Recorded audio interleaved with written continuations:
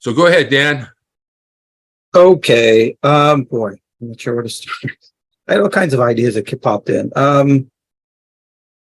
Well, let me ask you this. I had a question. So in this art class you were taking, Mhm, they asked you to pose nude. mhm. You refused, but then did they kept persisting? Was it the class got involved? Did they what happened? Like I'm trying to figure out what it looked like. I'm just trying to imagine But how it's kind of they hard. were. Mhm. Okay, you know what? We No, don't I have to. can answer. I'll answer the question. Okay. So basically, it was the instructor who was asking repeatedly, Was it in front of the class or was it in person? both, but mostly in front of the class. After class, calling my name, asking me to post nude. And it wasn't just the instructor. There was a whole system. The counselor who put me in the class, the girls who came up to me and wanted to encourage me to be involved. She had a whole group of people that hung around because she did this stuff, who necessarily students, but they presented themselves as art aficionados, right? And so it was systemic. I got put in a class. I got put in another class actually, where it was supposed to be the firefighting nude men calendar. So they were making money apparently, but it was a systematic pressure that was applied, by staff. Staff was involved, and also, some students recruited, involved, maybe including my ex-girlfriend, but all the details are kind of foggy. But that's basically what it was, repeated asking. And the thing I remember being repeatedly asking, then because I had to drop out of school at that time for other personal reasons, I specifically remember saying, "Oh, you're dropping out because I asked you to pose nude right there in front of the class," And so that's how that went down. That's wrong. Is it's very presumptuous. It's very humiliating to take such a personal thing and put it in front of the class. So she Yeah. was wrong there to do that. Yeah. I'm not sure why. I mean, it's okay to ask. I mean, you can refuse, Right. and so it should just end there. So I don't. So I'm not sure why persisting what was going on there, what kind of dynamic. Why they just didn't ask the next guy in the class unless you were the only few men in the class, which could be the case. I don't know. They don't want any man. They don't want just any man. They're making a calendar. They're selling it to gay men in West Hollywood. They're targeting men. They want particular men, not just any guy in the class. Any guy won't do. So what comments you have? I can't hear you now if you're talking. Can you hear me now? I can now. Yes. Okay. All right. Well, okay. So men and women are very different in terms of their sexuality, what's attractive and what's not attractive. It's evolutionary based. I'm very sure of it. And I mean, women take a risk when they have sex that they might get pregnant, right? And so, will the guy stay? Will he not? That's like a big question. So women are very careful about who they approach, and women they're looking for someone that is going to be reliable and also but they're also looking for strong men that are strong in some way. It could be a very crude way. It could be a very like the jerk. The jerk doesn't care who he offends. There's something kind of attractive about him, in that he's a force of nature. He doesn't care, and so women are like, well, I can work with that, and that's kind of attractive because if he doesn't care, he can maybe fight and fight for me and fight to protect me. I just need to sort of hone him a little bit into be a more, let's say, moral person that's going to protect the family and protect our our whatever family we create. So women need space. Women need, and it kind of depends on the woman, how much space she needs, how much she needs, and how much she doesn't. I don't know. There's all kinds of things that sort of things that attract women. Like money's attractive. Why? Because a guy made it and he knows how to get it, right? And so he's able to provide. So he's as a provider, right? But it also may imply that he's kind of powerful in some ways. Well, that's very attractive because then he's an influencer. He can influence things. She can feel safe that they're going to work together to be on the sort of an upper scale, like maybe move up socially on the scale. Because when you move up in a hierarchy, you tend to be more protected. And so women are they are basically looking for protection for themselves, even for childbirth. A woman's not going to give birth if she doesn't feel safe, in an environment. My wife does home births. My son was born. Home birth, midwifery, or when women want to give birth at home, it's because they feel safer at home. Now, some women don't feel that way. They feel safer in a hospital because they feel like doctors are better experts. It's not necessarily true, but they feel that, so they will go there. Because a woman won't be able to give birth, she's going to. It has to do with physiology, and has to do with psychology. It has to do with emotionality. So, if a woman, especially when a woman goes into transition, which is about when she dilates to 7 or 8 centimeters, she goes into a thing called transition, which it's just a physiological. I need her brain changes, things change in her mind about what's going on, and she's like, I need to focus, and I need to feel like there's people around me, I'm protected. Usually other women. If there's other men there, she won't give birth. This is why male midwifery doesn't work, even though it's being pushed by other politically correct people. But anyways, I'm rambling now, so I'm just threw some things out there. Well, tell me what you think. Well, Anybody? Yes, anybody raise their hand. Welcome those who've come late. Well, right now we're in a minute discussion about women who abuse men. We haven't gotten to the book yet, but I don't think we will, given it's 42 minutes after. But how long? What's the waiting period? What's the waiting period? We have to go through some waiting period, which seems to be part of it, that women need to feel comfortable, so forth and so on. What's the waiting period to have sex or to have sexual activities for a male stripper? It's the amount of time it takes for his pants to hit the floor. And so women are capable of casual sex. There's no doubt. It depends on the man. Which men are they willing to have casual sex with, and which are they not?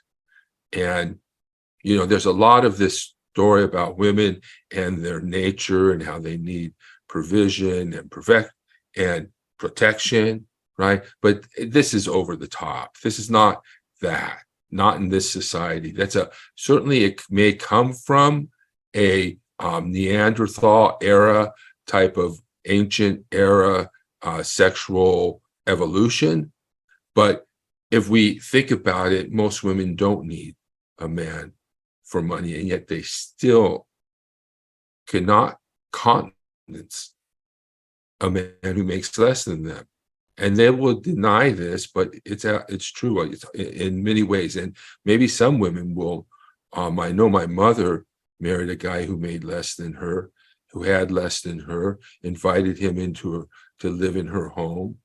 But most women expect a man my age to have a home, to have a new car, and to have an actual house rather than a condo, and to be able to spend hundreds of dollars on events and stuff, not to really be on that tight of a budget. So that's sort of what these women expect. And so they're seeking to make profits off the relationship. I mean, this is not oh, I need protection, I need provisioning, this is, I want to make profit, I want to take advantage of and exploit, and I want to have my cake and eat it too, and I want to walk away whenever I'm done.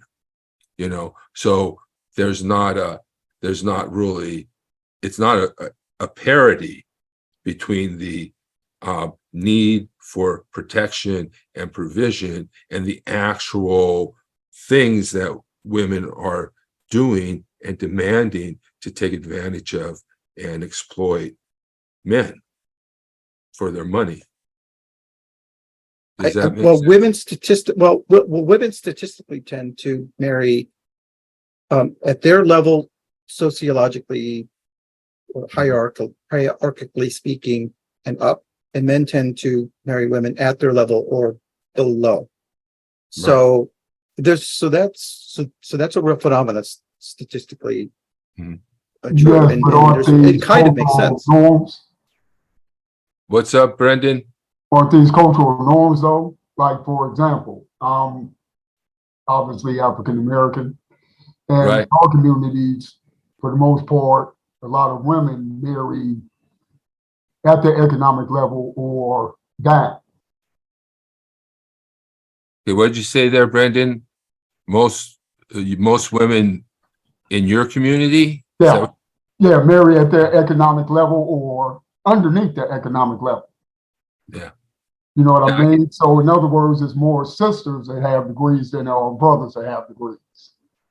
yes, that's actually So those right. sisters with the degrees, either they're not going to have a man, or they're going to have a man who's didn't have the same spending power that they have. You know, they Right. don't make as much money as they have. So this thing is divided into culture Right.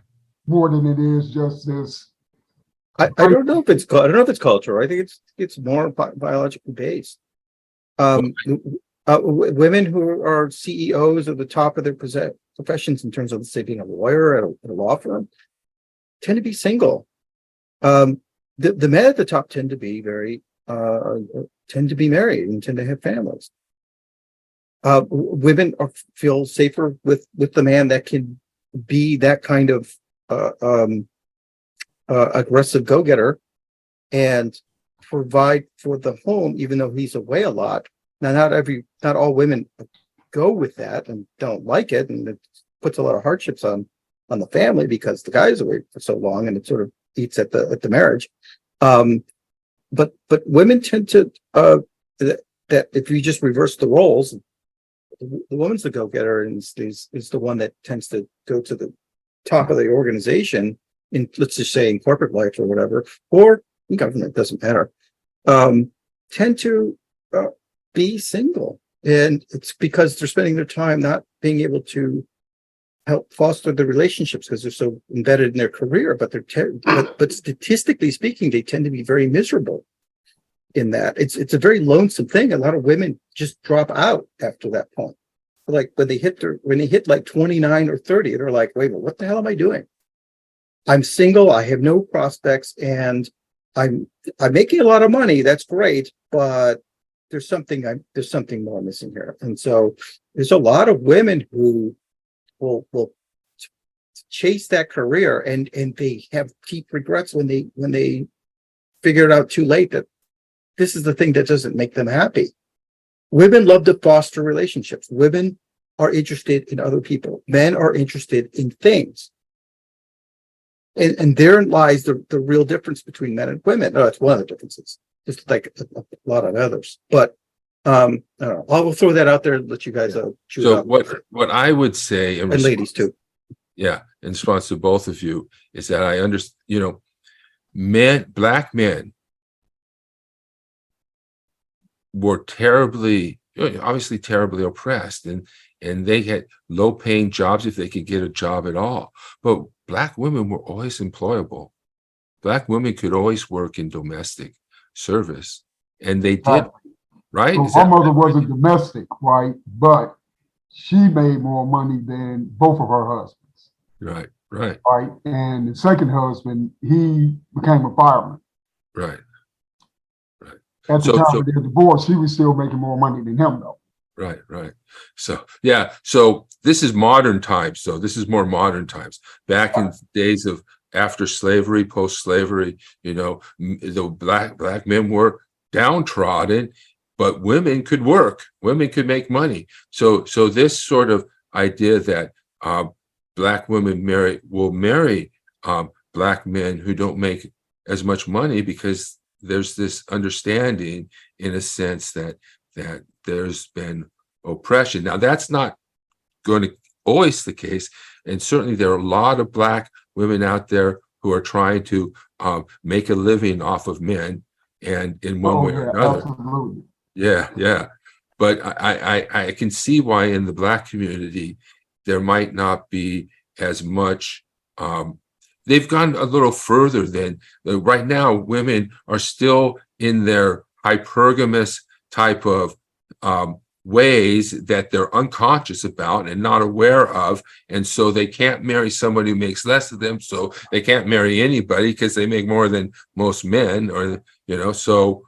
And they're going to have to come to the realization, the reality, that regardless of what their hypergamy tells them to do, this is a system in which we are working towards equality, not one that we're working towards inequality. And so they're going to have to make some changes and recognize. And so that's where the consciousness and awareness building comes in. Hey, the guys don't make $100,000, first of all, and they don't make $100,000 at 20 years old. And young women need to recognize that if they want to go out with a guy who makes $100,000 or more, right? That they're going out with 30 and 40-year-olds, while young men have nobody.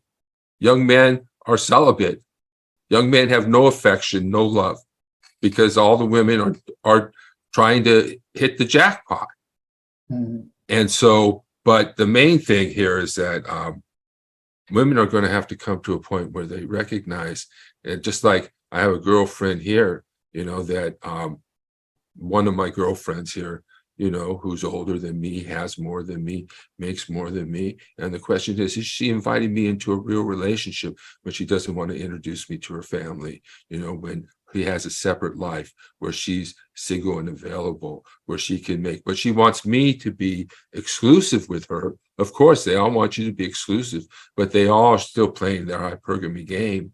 There's all still keeping an eye open, out there acting, in another life where she's single and available, So, by the way, don't give up exclusivity very easily, guys. Don't give that up, because it's the whole shebang, and you better get, so don't just jump into an exclusive relationship with the first woman who touches your wee-wee. So go ahead, Dan. Okay. Men, if you want to attract women, first, learn how to be a force of nature.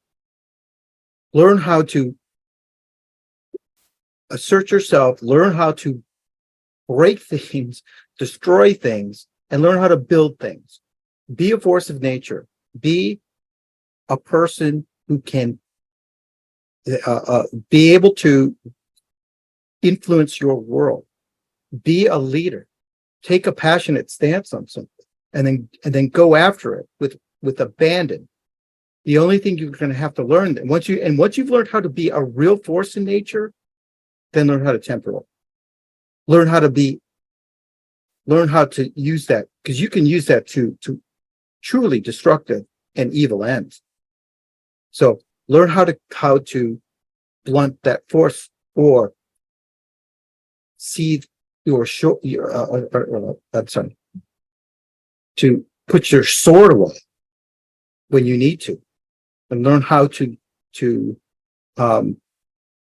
good and hone your skills towards good. Take the leadership position. If you take the lead on something, women will make it very known. They like that. So do what you can on your side. Build up yourself. That's my advice for men. Women need to do it themselves too, but they have to do it on their own in the other term. And that's good advice. That's good advice, Dan. I think, and one thing to recognize is that we can all do things to make ourselves more attractive to women, and we should, there are a lot of dating coaches on there.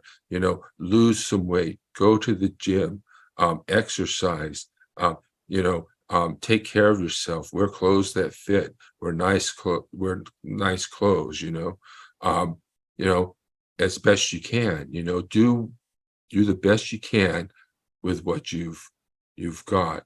Now, there's this tendency out there to say, oh, so in the sexual marketplace, there's a 1%, just like in the regular marketplace. It's a capitalist system, and it serves the 1%. Hypergamy serves the rich.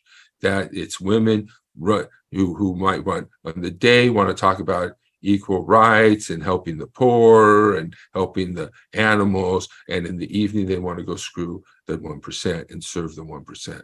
So that's what's going on there. So this sexual marketplace, with that 1%, I forgot what I was going to say from there, but is just as exploitative as any other. And we need to do whatever we can to make ourselves better looking, so we can at least get into that top 20% where women will actually take a look at us. So yeah, we have to be very concerned about trying to improve ourselves. But the idea that somehow we're going to get all these women and everything's going to change for you if you are one of the one. Well, if you are one of the 1%, certainly everything's going to change for you. But if you're not, we still have to face this situation, and we still have a situation to deal with. I mean, this situation, dating situation, is bad, and the culture of prostitution, is really divisive. And we've got people out there saying men are dogs, women saying, and men even agreeing with men are dogs, men are trash, men are garbage. So, so we need to stand up for ourselves in a way that's pro-feminist and also pro-women, not anti-women, but also stands up for ourselves and demands equal protection of the law, and not let, I'm just sick and tired of women hitting me up for money, of women trying to make a profit off of relations, women questioning me about my income, my job. I'm sick and tired of it. I knew at a young age that there are men women marry and men women like to have sex with and do. And I knew those two, and I became the one that they like to have sex with and never got married, And so that was my goal. It didn't happen all the time. I gained weight and but because I didn't want, because what the heck, married women just go out and screw somebody else anyway. So why get married? Anyway, and I wanted to say to Rose, your question here, I know that a lot of those classes, they do have, and they presented it like that. They had these classes where it talks about how respectful it is and how but that's not how this program really was, and it's the Truth and Democracy Coalition. I'm doing this myself, Rose. So we're just trying to reach out, sort of develop a different way of this red pill stuff is important for men, and it shouldn't just be conservative men who get it. Liberal men can get it and still be liberal. In fact, I think the red pill was a liberal thing. It was, if you think of Austin Powers, he's not a conservative, but he was a red pill swinger. Swingers were liberals, So this red pill stuff doesn't necessarily have to be a conservative thing. And there's a lot of, but it is important information for men so that they can understand what women are truly like. And we all have to deal with the issues. I have a lot of negativity that comes up around it, and men get angry when they first learn about it. And it's hard for men to swallow the red pill, but it's important if men want to have relationships with women that are not exploitative. Does that sound right, Dan? Well, I thought maybe you underplayed some of what I was saying. And in that I was saying that, like, if, you know, for men, it's not, you're not trying to be a force of nature in order to attract women. It's you're trying to be a force of nature and then learn how to temper it so you can be a good so that you can do good in the society and do good within your community and do good within your family and do good amongst your friends.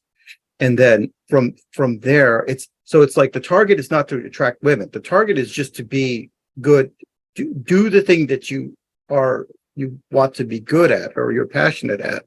Do those things.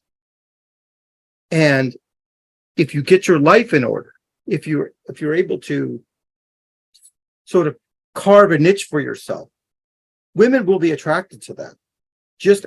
And you're not even really aiming at the thing. You're really not aiming at trying to attract women. Like, be someone in the community that people look up to. Be a leader. Be someone that takes the initiative on something. Because when you do that, that means you know how to influence your world. You know how to at least carve out a space for yourself. And when women see that, they know that, oh, maybe I can be a part of that and I can help with that.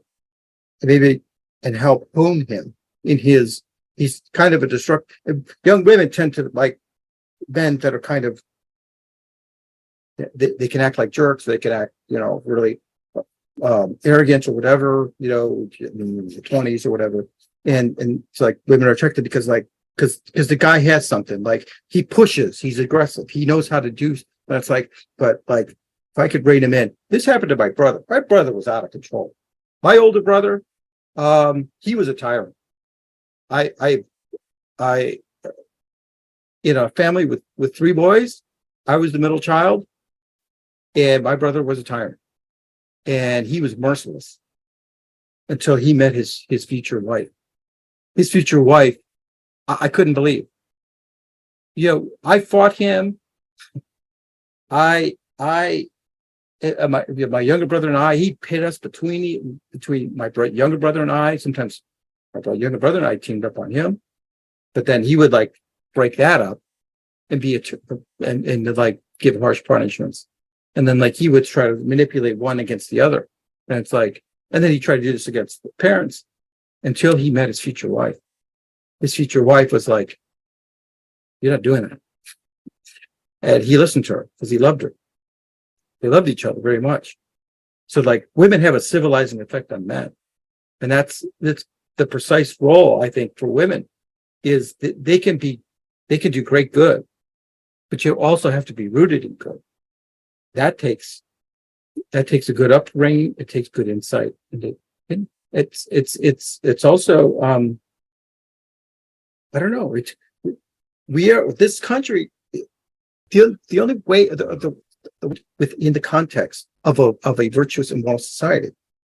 Now I'm not saying that we have a perfect past. What I'm saying is there was some Judeo-Christian roots that really help foster what it means to be good.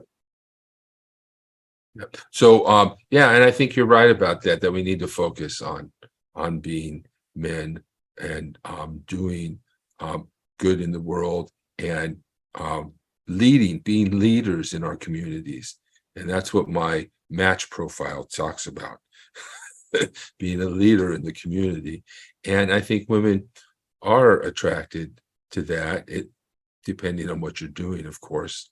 And so I think Dan's absolutely right about that. And that should be our focus, because our focus cannot be on chasing women. And as they say, if you're doing it right, women will chase you. And I find that to be the case.